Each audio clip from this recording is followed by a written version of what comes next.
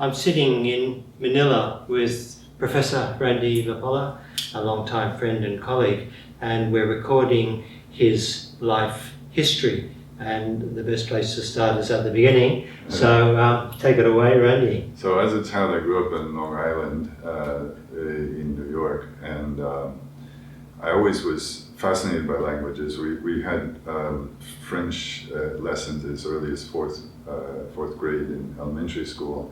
My sister actually started Spanish in kindergarten, I think it was, or first grade. And so we had this, and also of course my family spoke Italian.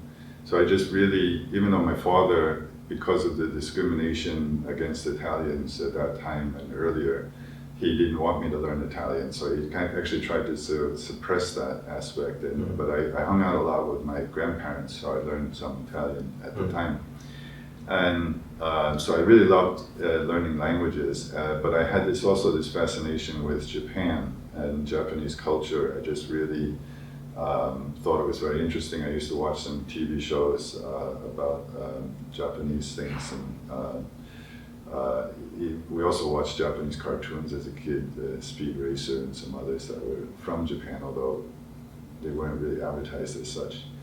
But later on, I had a kind of wayward lifestyle during my teenage years, but when I was about 17, I decided to kind of straighten myself out and started studying philosophy as a way of finding another path, another way of living. And got into Buddhism and Taoism and read many different translations of the major texts, but found that I couldn't really understand. They were all so different in some ways that I thought the only way I'm going to understand this is to learn the original. Was this before you went to university? Yeah, before I went to university. It's quite interesting that you started to develop this interest even before you were exposed to it at Well, university. I'd always enjoyed reading. I read a lot, some of the time I was very young, and mostly nonfiction. I just somehow really liked biographies. I liked histories, things like that. The only novels I ever read as a kid was like Hardy Boys, which was detective stuff, because I liked detective stuff. This kind of inference and whatnot, which later on plays a part.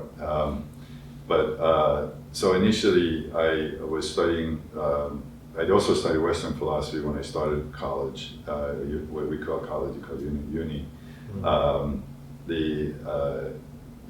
But mainly in the beginning, when I was on my own, I was mainly studying Chinese philosophy, ancient philosophy. And so I figured I'd better learn it, and there was no place to, I also wanted to learn Japanese, but there was no place to learn Japanese where I lived.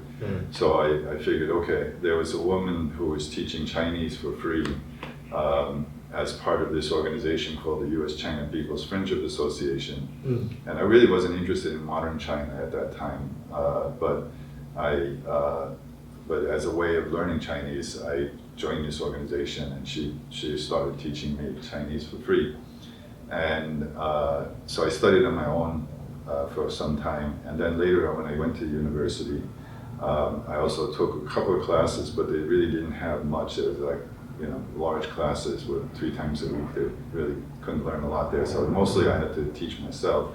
And one of the ways I did that was just watching lots of movies. I would go to, in those days you had to go to a movie theater to watch movies. So and then also there was on campus there was a Taiwanese student organization that showed movies very regularly. So I would watch those movies, and they had Chinese subtitles and English subtitles as well. So I could kind of get the idea of what was going on. And movies are a very good way to learn a second language. And serials, now they have serials you can watch, because you get to see situated language, and this is a key thing that you have to, learning from a textbook never worked for me, but situated language is very easy once you see it in a real context, or you use it in a real context a couple of times, it just sticks. You learn it like a child. Yeah, basically learning it like a child. And so the other thing I did was to read particular authors in Chinese, because the same author will use a lot of the same. This is why serials are good. The same writers or same authors will use the same terms over and over again. So like one of the authors that I read a lot is a guy named Lao She, And he wrote lots of books, but somebody counted all of the characters he ever used, and it was only like 2,985 or something like that.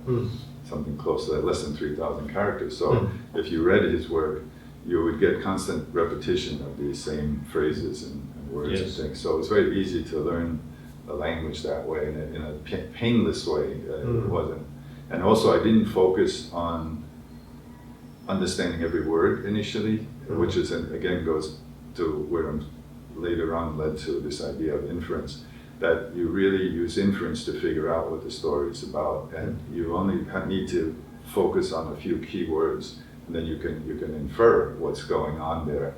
And then later on, if you want to check it, if there's a word that pops up frequently and you can infer the meaning from the context, you can go look it up. But a lot of times, if it shows up in a particular context, you can infer the meaning, and you don't really need to worry about checking everything in the dictionary, which is what a lot of people, like when I studied Tibetan, classical Tibetan with Jin Boston at Berkeley, then I had to look up every word thing, because it's just very different different types of texts and things we were reading.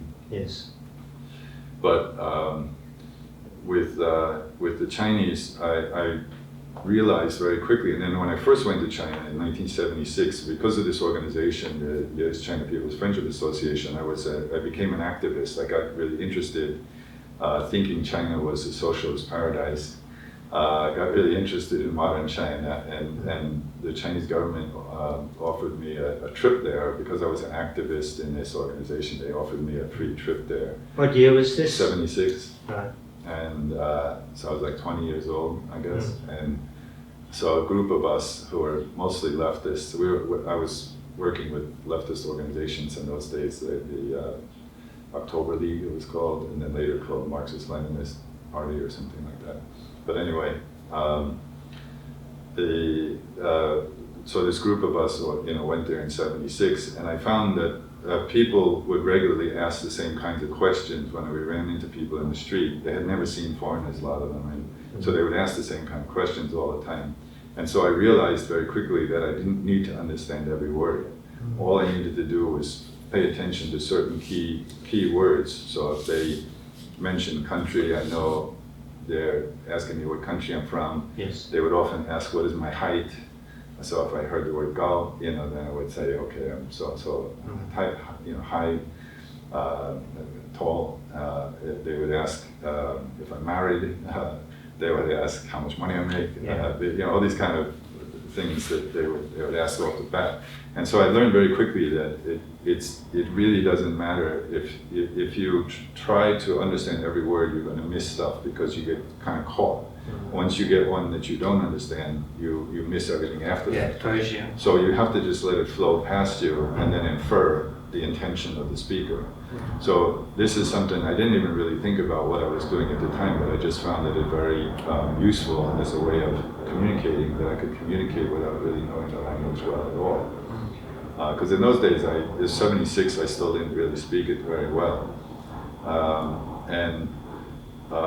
So then I went back and I was doing all this propaganda work basically for China, because we were trying to argue for the US recognizing China instead of Taiwan, and also getting just kind of improving the image of China in America, because before there was all this red China and all this other stuff. Yeah.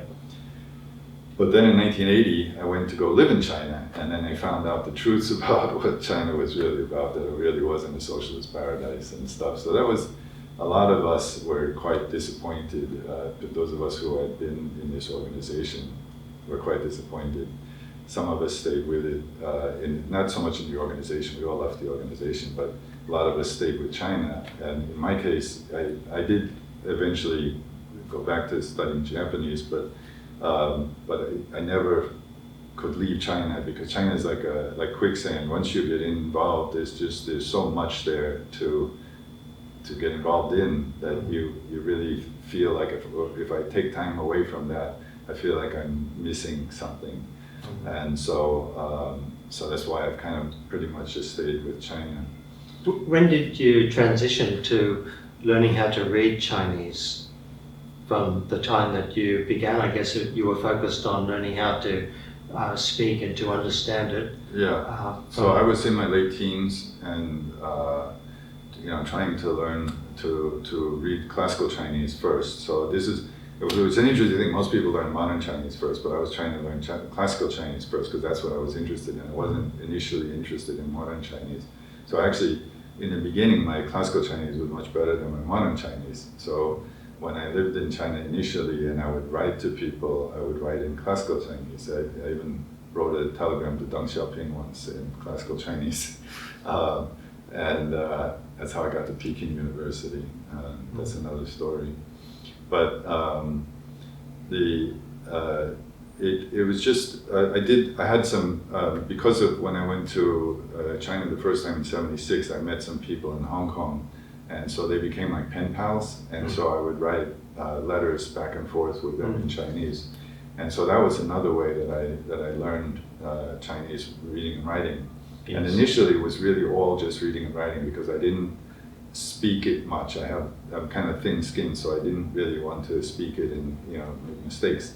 So for the first quite a few years, I only read and wrote. And even when someone spoke to me in Chinese, I would be kind of writing it in my head as they spoke, and then and if I wanted to say something, I would have to write it out in my head and then read it from my head. So it was all graphic. But I think it's also just part of my tendency as my wife says, I'm autistic, so I have more of a visual kind of way of thinking than a auditory or whatever you want to call it, a way of thinking. So the characters made all the difference to me. I found it easy to learn the characters and easy to remember the words once I had a character associated with the word. Yes. And so that's how I learned. And it wasn't until 1980 when I moved to China for a very long period that I started really speaking it because I was forced to. I had to then speak Chinese regularly and got used to using it on a daily basis. Before that, like Taiwanese friends I had in the U.S. In those days, there were very few mainlanders in New York area, but I had a lot of Taiwanese friends and they would speak to me in Chinese and I would speak to them in English because I could understand fluently, but I just was too embarrassed to try to speak, regularly at that point because I wasn't forced to. They could understand English, and so it wasn't until I went to China that I was really forced to use the Chinese and start speaking it regularly. Comprehending language and actually producing language, very different. Very, very different, yeah. And from my own experiences, I can see that your comprehension can sometimes vastly exceed your ability to speak. Suggests that there's two very different parts of the brain that are involved in production versus comprehension. That's kind of the stage I'm at now with Tagalog, that I can understand pretty much everything going on in Tagalog, but I don't speak it. So, when people ask me, do you speak Tagalog? I say, well, I know, I'm marunong, I understand Tagalog, but I'm not used to speaking. It's really a habit, because speaking the language is a habit. Yes. And I've never acquired the habit because in the past, everyone here spoke very good English. Now, it's changing where less people speak good English, so I'm now forced to use Tagalog more, which is good for me. Forced to use it, just like when I went to China and I was forced to use Chinese, then I finally start speaking and get used to it. So it requires that kind of context, I guess, to get it out of you. But it also takes kind of a thinner skin or thicker skin to do it. I mean, I've had friends who they'll just learn a few words and then try to use them. Y.R. Zhao was like that. He would just talk to somebody and get a few words in the dialect and then start trying to use the dialect right away. Yeah, I think I like that approach because you need to try and trick native speakers into thinking that you understand a lot more than what you really do, and then you create opportunities to hear language spoken to you and trying to formulate responses. So I think, that's... If you can get your pronunciation right. Like one time I was talking to a Korean person and I asked her if she's from Seoul, and so she just assumed from the way I pronounce Seoul instead of Seoul, that I spoke Korean. So then she assumed she could speak to me in Korean. It's like, no, sorry, I only know that one word, how to pronounce that one word in Korean. Actually, I know more than that, but because I was in a Korean monastery, I did learn some Korean, but I don't use it at all. But if I can pronounce that one word correctly, it's actually a 2-syllable word in Korean. So she just assumed, just on the basis of that one pronunciation, that I could speak it. And in Chinese, also the same thing. I remember one time I was working at the Associated Press in Beijing, and I just told my boss, what's all up, which just means I'm going. And then this Chinese woman there, like, wow, your Chinese is so fantastic. It's like, I said 2 syllables. Yeah.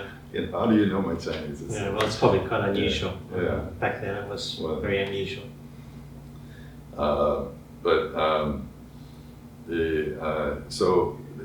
It kind of developed. So the thing about Chinese, with classical Chinese, is it's what Carlgren called pregnant austerity. In just a few characters, you can express a lot of meaning. That fascinated me about the language. How can a language work that way with so little morphology, so little everything that can express all of this meaning and everything? And it's partly because it's not constraining the meaning in a way that it allows for the imagination to create even more meaning, more inferences and stuff. And so I continued with Chinese, but also I went to, after teaching for a year in China, teaching English, which was the first, that was actually how I got into linguistics. In order to go live in China, because after the 76 visit, I decided I wanted to go live in China. And the only way to live in China for an American in those days was as an English teacher. And so I did an MA in teaching English as a second language, just as a way to go to China. Right. And what year was this? 79, 80, I guess it was. So in 1980, I went to China and first taught in Hunan and then in Shanghai for a year. And then this is how I got to Peking University. I originally had set up a deal where after teaching for a year in Shanghai, I was supposed to go to Fudan University, which is a university in Shanghai. But China was still somewhat so-called leftist in those days, and especially Shanghai was. And they thought I was a dangerous person. They actually came and said to me, we think you're a dangerous person because you speak Chinese and you run around town all the time and you talk to all kinds of Chinese people. And so we think you should go to the countryside for, ideological re-education. Seriously, they wanted to send me to Jiangxi, down in the south, Nanchang, for kind of ideological re-education. It's like, no, I'm not going to do that. So I wrote otherwise I'd have to leave China. And so I wrote a telegram, a 108-character telegram in classical Chinese to Deng Xiaoping. And then I didn't hear anything back for a while, but all of a sudden, the head of the Foreign Affairs office at the university came stomping up to me and she said, "Did you write a telegram to Deng Xiaoping?" I said, "Yeah." Then she just stormed away in anger. And she was actually removed from her position a couple of months after that. I don't know if it's because of me, but anyway, she was a nasty piece of work.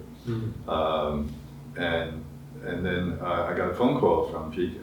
They weren't going to let me go to Fudan, but I got a phone call from Peking University. They said, "Why don't you come up here?" So I was like, "Sure, why not?" And so I went to Peking University. In those days, it was still just shortly after the Cultural Revolution, so they hadn't reestablished advanced degrees. They had BAs. They had reestablished BAs in 1977, but the MAs and PhDs, they didn't get established till about 1985. So I went there in 1981, and so I was considered a continuing education, because I already had an MA, so I was considered a continuing education student. I just have a certificate of continuing education. So I was there for a few years, and just basically took courses all the time in they didn't have linguistic departments in those days, but within the Chinese department they would have a literature section and a linguistics section. So I took classes in the linguistics section, and also I took other things, philosophy and history and just about anything I could, because there weren't any books in those days, or very few books, and there were very little homework and things, so I could take 7 courses at a time. And I mean, Chinese students take a lot of courses anyway. Their average load is like 2,200 hours compared to, say, Australia's 746 hours. So it's a huge course load in China. But so I did quite a lot of courses there, and I learned really a lot about many different things. But at the same time, we had this very rich experiences, because especially Dory, once I met Dory in Beijing. She was there as an exchange student from the Philippines, and I was there from New York. And we used to, there weren't too many foreigners there. You had to speak Chinese to be able to go there, because they didn't have special classes for foreigners. We took classes with the Chinese. Yeah, I was going to ask you about that. I assume that they'd all be in Chinese. Yeah, so everything was in Chinese, and so that was a bit of an inferential experience as well, because in those days people didn't really speak Mandarin very well. A lot of the professors had these very local accents, so I had like one Hunan teacher whose accent was so strong that I actually took the same course over again with another teacher just to make sure I understood. But I was on the history of Chinese language, so I took that one twice. Actually, a third time I went to Berkeley, I took it again. But with Zhang Kun, and I had a history teacher from Guangdong whose accent was really horrible. But luckily, I had something of a book to go by. It was just a thin book that was supposed to cover all of the history of China, but it was only about that thick. It's like, oh my God. So you had to kind of get used to lots of different varieties, and especially because I moved around the country, because I lived in Hunan first, then Shanghai, then Beijing. So you had to get used to lots of variability in the language. So again, you're depending a lot on inference. What word is this person using, because they're pronouncing it totally differently from the way normally the standard would be. And so I took all these courses, and there was this other thing. Dory was in the literature section, and there weren't too many of us foreigners, but we were kind of isolated in one building, and we'd all have to eat together, because in those days they still had ration coupons. In order to eat in China, you had to have grain ration coupons. To buy clothing, you had to have cloth coupons. Everything was really poor in those days, really, really poor. And so all commodities were rationed. And we didn't have, as foreigners, we didn't have these things. So we had to either pay a lot extra in these so-called friendship stores, where you could buy without the coupons, but you had to use foreign currency. Or we would sometimes trade with other students for their coupons, and then we could eat in regular places. But so we would normally eat in our own cafeteria, and so of course, since there's only a few of us, we would all sit together and talk and everything. Dory was very anti-American in those days. She was anti-imperialist. She was from University of Philippines. She used to teach at the University of Philippines, which is a very leftist kind of university. And so she was like right off the bat, yelling at me about American imperialism and stuff like that. And of course, I'm against American imperialism also, but just for fun, I would argue with her. And so we got to know each other pretty well very quickly. And there was also a Japanese professor there named Hashimoto, a very famous professor, but she didn't know what a famous professor he was, and so she would yell at him for being Japanese and all. she was anti-Japanese as well because of the Second World War. Yes. But anyway, over time she kind of mellowed, and of course her knowledge of Americans was limited to about 4 people that she had ever met. But anyway, I used to kid her, just tit for tat, kind of telling her like Philippines is like the Puerto Rico of Asia, things like that, just giving her own business back. So we kind of got together pretty quickly, after that. And she was doing literature. We were in the same department, but she was in the literature section. I was in the linguistics section. But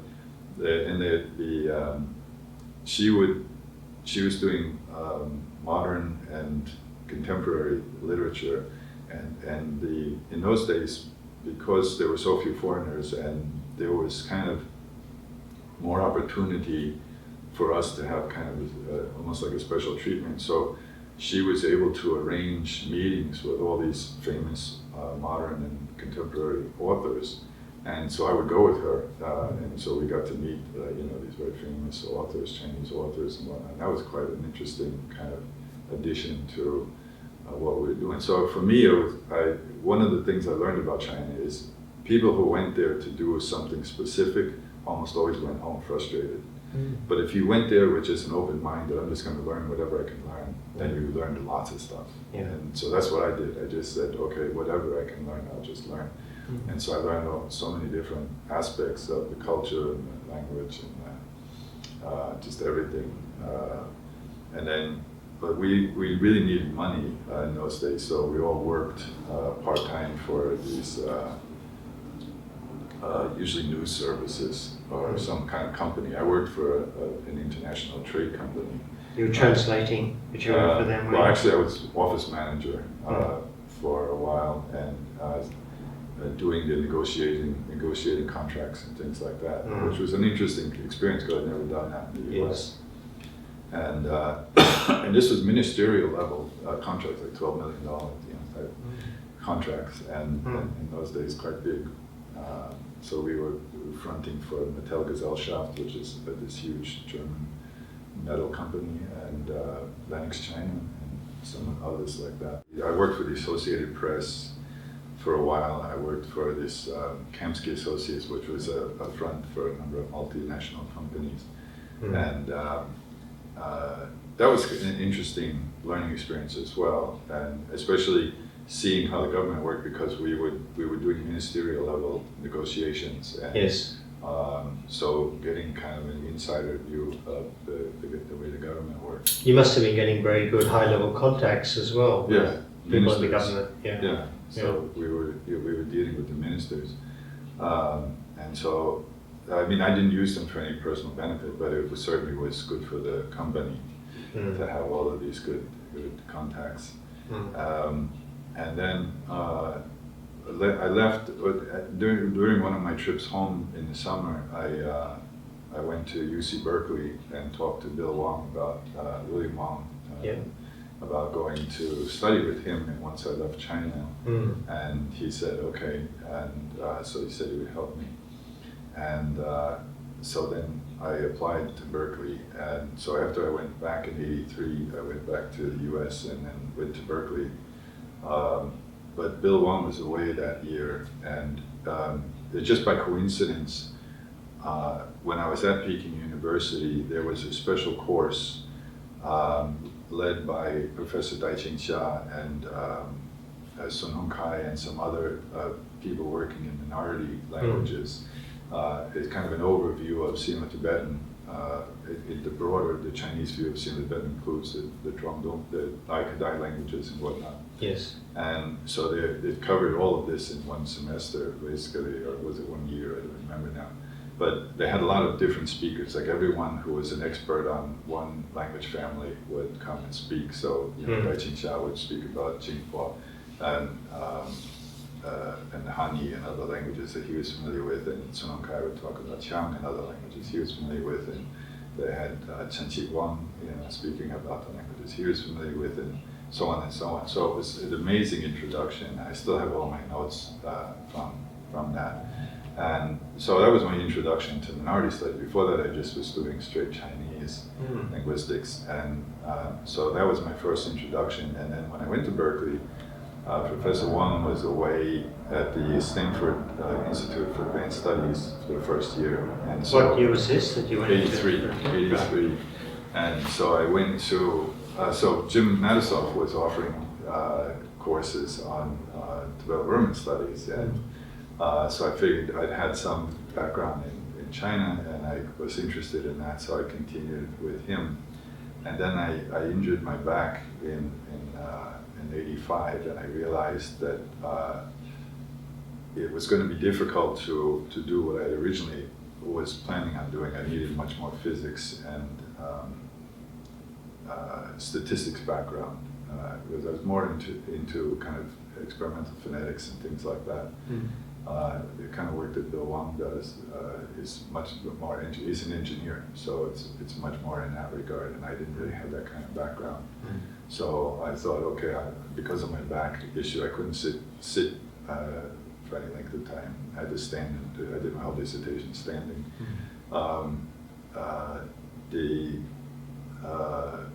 So what I did is I switched topics to historical morphosyntax, because Jim was doing historical reconstruction. I didn't want to do the same thing he was doing. Yes. So I did historical, which was a new thing in those days. Historical morphosyntax was something brand new. Even grammaticalization didn't really get off the ground until about '84, '85. But I'd had one professor, Gary, can't remember his last name now, it skips my mind. But he was doing diachronic syntax of Indo-European, and I thought, this is really interesting, and I can do this for Asian languages. But also at the same time, I was learning a lot of theories, because one of my key things was I was trying to understand, how does Chinese work? Because like I was saying, that I understood that you could communicate based largely on inference. Yes. And so how is it that, Chinese could be so different from English, and yet both, cultures can communicate within each culture, they can communicate fine, even though the languages are radically different from each other. And in trying to understand this, I studied many different, at that time in the West Coast, there was a flowering of all kinds of different alternatives to Chomsky, because in the 70s, when I first started studying linguistics, I started studying linguistics in 1975, and it was all Chomsky, especially on the East Coast of the US, it was all Chomsky, and I thought, my God, this is horrible. This is this is most boring, and the Chomsky thing was like a game, and it's a fun, logical game, but I didn't see any connection to real language, and I was interested in understanding real language. So actually in my mind, there was this dichotomy between syntax, which is what they taught us in school, and grammar, which is what language was really about. And so I was interested in grammar, but I wasn't interested in syntax. And until I got to Berkeley, I really had this, I saw them as two separate things completely. And then later I realized that you can actually learn, the way languages are structured without doing it in a Chomskyan way. There were all these alternatives, but most of these alternatives were people who were former students of Chomsky, and they were just trying to do something, but they were still stuck in a particular way of thinking. So, they end up with basically just different varieties. Most of the theories that developed at that time were these unification-based theories, where, they would see structure and semantics as two separate things, and then you had to unify them in some way. And this is the way RG is, LFG is, HPSG is. They're all about this unification-based approach. And they were all more or less the same kind of idea. It was just something that was going around at that time. Categorical grammar was a little bit different, but that I didn't find that useful either. And then role and reference grammar, though, the one thing that drew me to role and reference grammar was the fact that it did not assume grammatical relations. Because like when I was studying LFG with Joan Bresnan, they had this system for determining the grammatical relations of language. They just assumed all languages had grammatical relations, and so they had this lexical mapping theory, which determined the particular unification of certain arguments with those roles. And and it just never worked in Chinese properly. And so I kept thinking, why does this not work? And then LFG allowed, not LFG, but RRG, Role and Reference Grammar, allowed me a way to talk about it, because Role and Reference Grammar was designed in a very different way. It wasn't based on English.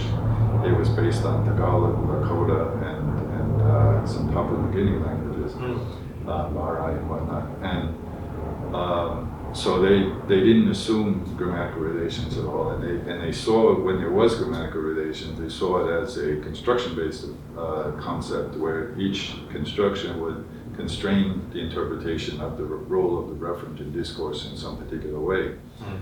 They call it restricted neutralization of semantic roles in a particular slot in the construction. And that all of a sudden gave me a way to understand, okay, how is Chinese different? Well, it hasn't grammaticalized any kind of system like that. It doesn't constrain the interpretation of the role of the referent in discourse. And so I worked with that for a while, and we even wrote the book together in '97. But and actually Van does much more pragmatically oriented stuff. At that time, he didn't show it to me, but after he heard me give a talk about the creation of meaning, he sent me something he had written back then. I said, why didn't you show me this back then? You know, it would have very different. He said, yeah, it's just not the direction he went. I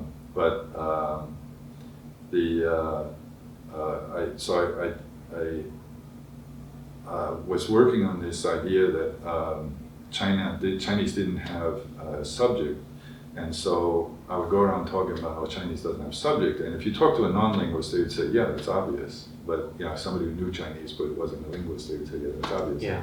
But if you talk to a linguist, they say, no, that's not impossible. All languages have subject, and Chinese linguists were just so used to talking about subject that they even if they understood all my arguments, they couldn't accept it. And in fact, one time when I first moved to City University from Taiwan, I gave a talk about this in 1976 or so, and 1996, not 76, sorry, 1996. And after the talk, two formalist linguists at the university came up and said to me, "We understand your arguments. We think everything is logically, right, and your examples are fine. Everything's fine, but we cannot accept saying Chinese has no subject." So I said, "Well, what if I say Chinese does not constrain the identification of the role of reference in discourse the way English does?" And they said, "Oh, no problem." But that's exactly the same thing. That's what subject is. Subject is a way of constraining, how you know who's doing what. And same with direct object and indirect object. It's a way of identifying the role of the referent in the discourse. And it's not the case that all languages do this. They can just rely on constrained inference, or they may have a different way of doing it. So like in Tagalog, they don't use these kind of standard Indo-European ASP kind of things. They have much more finely detailed types of A and types of O and whatnot. So you're working with a much more finely grained system where one root can have so many different morphological possibilities depending on so many factors involved in the event itself and the agency, the intentionality, all kinds of things. So my exposure to Chinese and using Chinese and seeing how, what was amazing to me is as I was learning Chinese and hearing Chinese all the time, I was constantly saying to myself, "You can say that? You can say that?" Because in Indo-European languages, in Chinese you can say a lot of things that in Indo-European languages you cannot say, right? And especially the topic common kind of thing, that in Indo-European languages, what can be the topic of a clause is very restricted.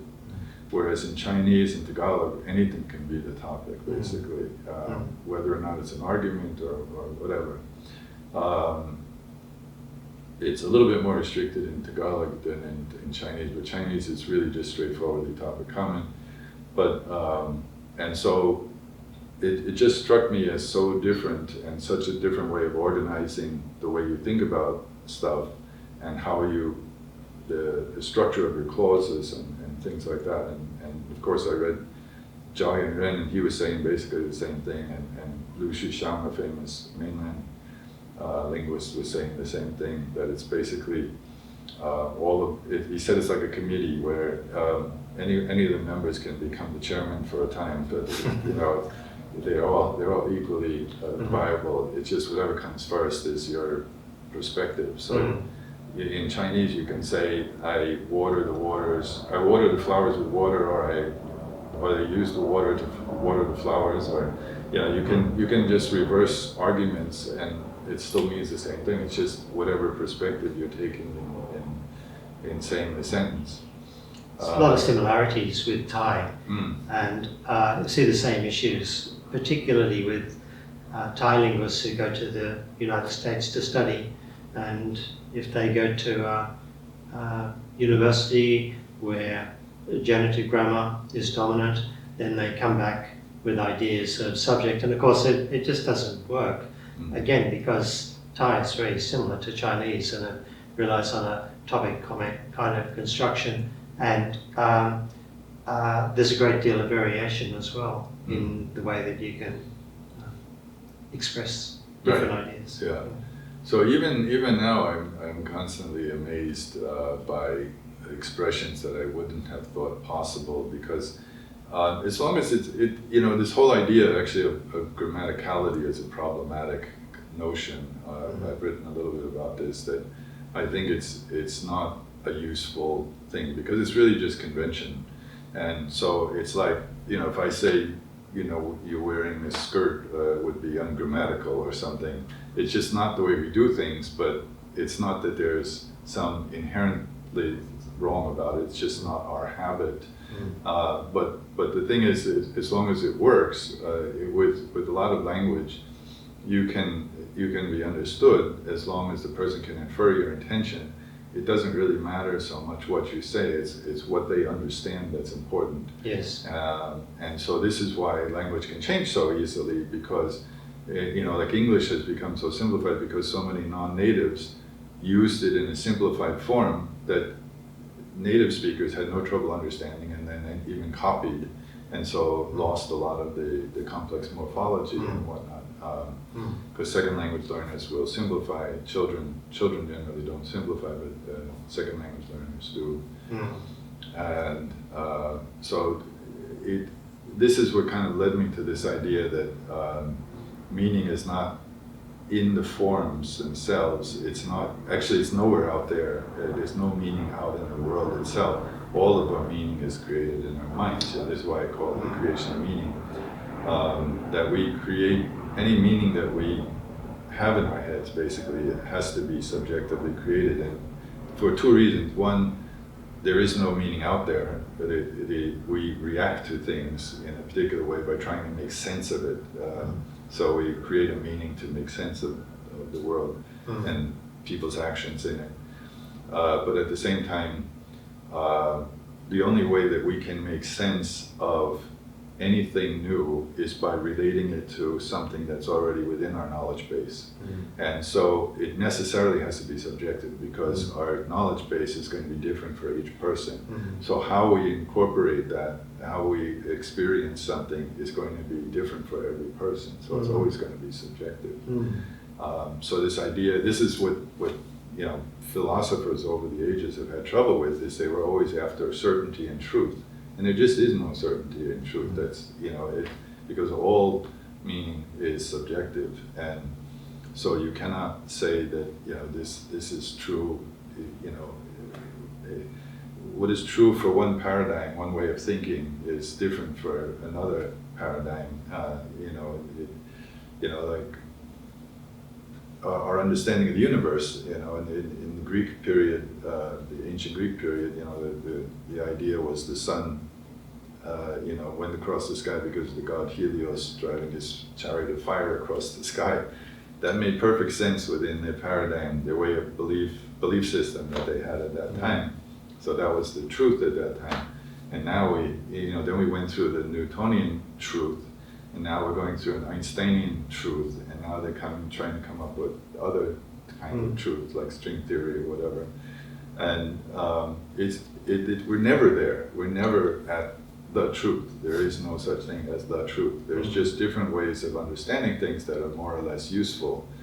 And so this is why I don't talk about things being right or wrong or true or false. I just talk about whether they're useful for particular purposes.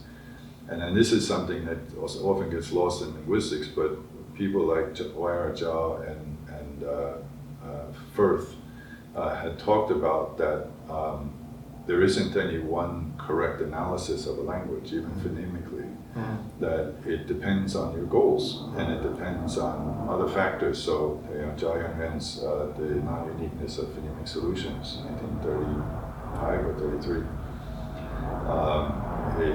At that time it blew people away because they had assumed that there would only be one analysis, and then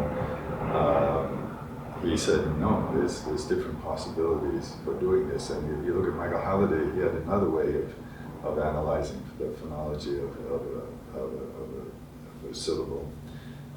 So there's different possibilities, and Firth talked about this as well. I guess that's where Halliday got it from, this idea that you had a thing. Firth also didn't see, even though he was supposedly structuralist, he didn't see it as one system. He saw it as a multitude of systems, which I think is also a better way if you want to talk about systems at all. But it's really all just memory. But there is a way that it kind of works in terms of analogy, which you might call a system. One of the challenges I find with teaching linguistic students is getting them to accept that there's more than one way to skin a cat. And sometimes there's no really correct answer. It just depends on what you're trying to achieve. And that's one way that humanities differs really, really strongly from the sciences, because sciences tends to work in black and white. But there are some exceptions, even in physics, like light, right? So light can be analyzed either as a particle or a wave. And it depends on what your uses are, what your goals are in talking about it, or how you're trying to use it. So you would, for some uses, it makes more sense as a particle. For some uses, it makes more sense as a wave. Yes, but overall, I think that it's more comfortable for the sciences to have black and white answers, whereas we don't necessarily are able to identify something as being black or white in our field. This is the problem with so-called simple sciences and complex sciences, or what they used to call special sciences, like anatomy and linguistics and economics and things like that, that they're not. So like with chemistry, for example, if I mix this chemical and this chemical together, I can predict what's going to happen, and it's going to happen every time I do these two things. So it's totally predictable, and this is come to be seen as a condition on something being scientific, is that it's predictable.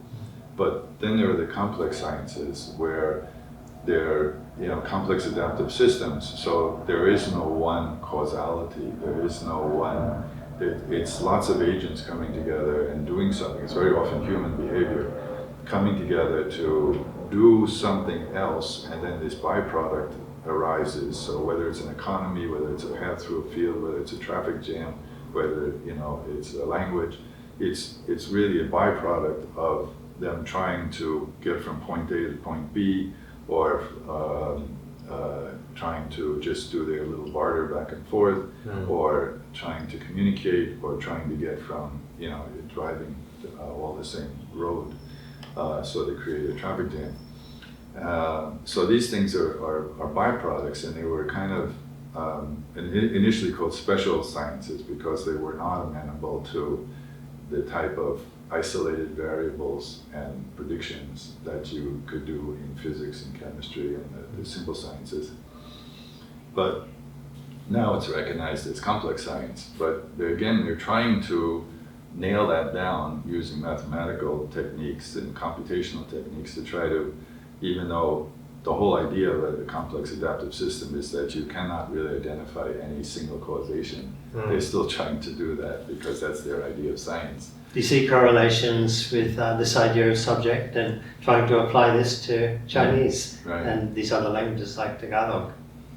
Yeah, it's the same idea. So once you get used to thinking of something in a particular way, you try, if all you have is a hammer, you try to nail everything becomes a nail. So this is why it's important to teach critical thinking and allow yourself lateral thinking. This is one of the things I love about learning other languages, is that other languages allow you to see the world in a different way, and that allows you a certain lateral thinking, so that you're aware that there's more than one way to understand something. And the worst thing is these tourists who go to some other country and they see people doing things differently and they say, oh, they do it all wrong, because they assume that their way of doing it is the only correct way of doing it. But of course the people in that area have their own motivations and their own reasons for doing it in a particular way.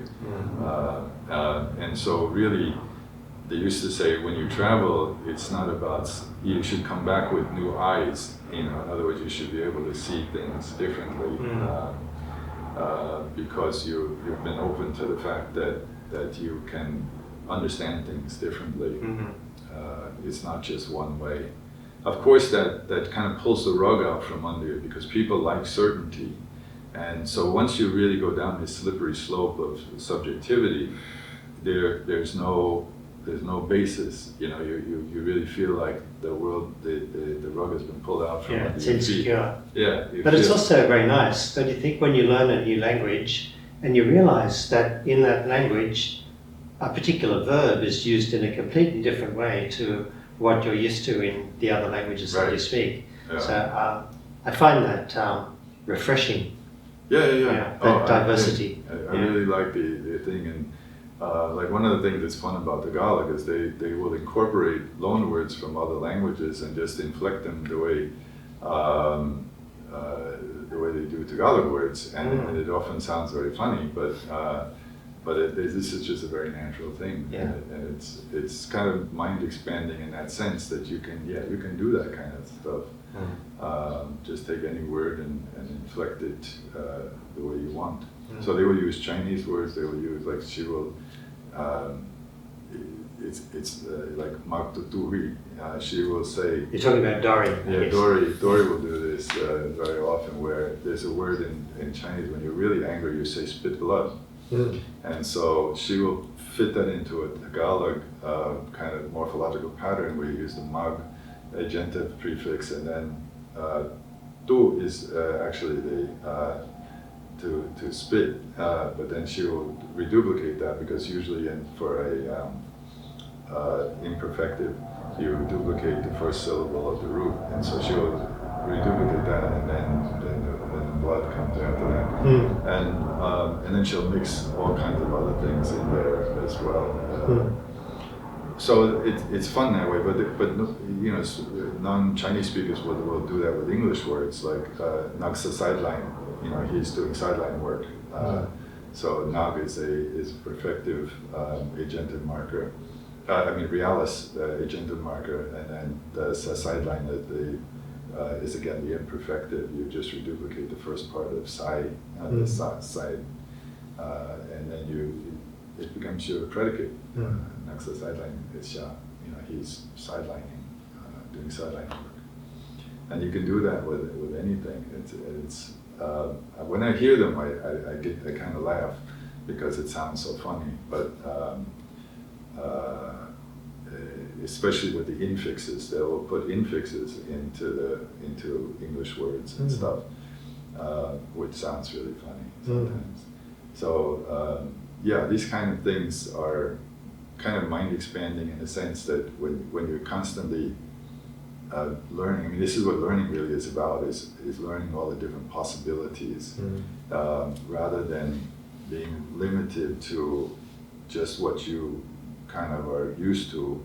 You are learning that there are many, many other other possibilities. And I find this actually sometimes in talking to Chinese people, because my experience of the Chinese language is much broader than most Chinese people's, in the sense that I've been all over the place, and I've lived in many different Chinese-speaking areas. So I've picked up expressions and whatnot from different areas: Taiwan, Hong Kong, Hunan, Shanghai, Beijing, and Sichuan, and Singapore. So in Singapore, and so, but somebody who's grown up just in one place in China and never, spoken anything other than that local variety, or maybe Mandarin,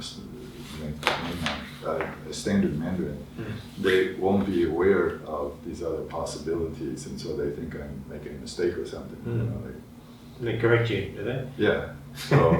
So like one time, when I was still at Berkeley, I saw a mainland friend of mine. I was with Jackson, and I was with a mainland friend. I saw a mainland friend. I said, "Oh, 少见 means few see, means I haven't seen you in a while." Yeah. And Jackson said to me, "We don't say that." And then the Chinese guy said, "It's exactly what we say." So, because Jackson's, awareness was just of Taiwan at that point. Yeah. And Jackson Sun. He hadn't spent that much time in mainland yet. So he wasn't aware of these other possibilities, and so he was correcting me. But then the mainland guy said, "No, that's exactly what we say." So you run into this kind of thing where it's really all about expanding your awareness of what's possible, and that's not just with language, but with so many other things. What you can do,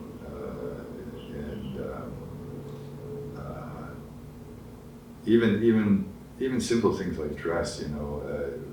One of the things that changes, of course, in our styles is doing things that we wouldn't have done in the past. So we can do that. Like, so as a kid, there were certain kind of clothes that I would never wear, but nowadays, I can wear them because it's become fashionable, or at least acceptable to wear them and things like that. Have you still got some flares? I don't think I have any flares left, but yeah, I have some stovepipes, but no flares. But yeah, those I had a lot in the past, in the 70s.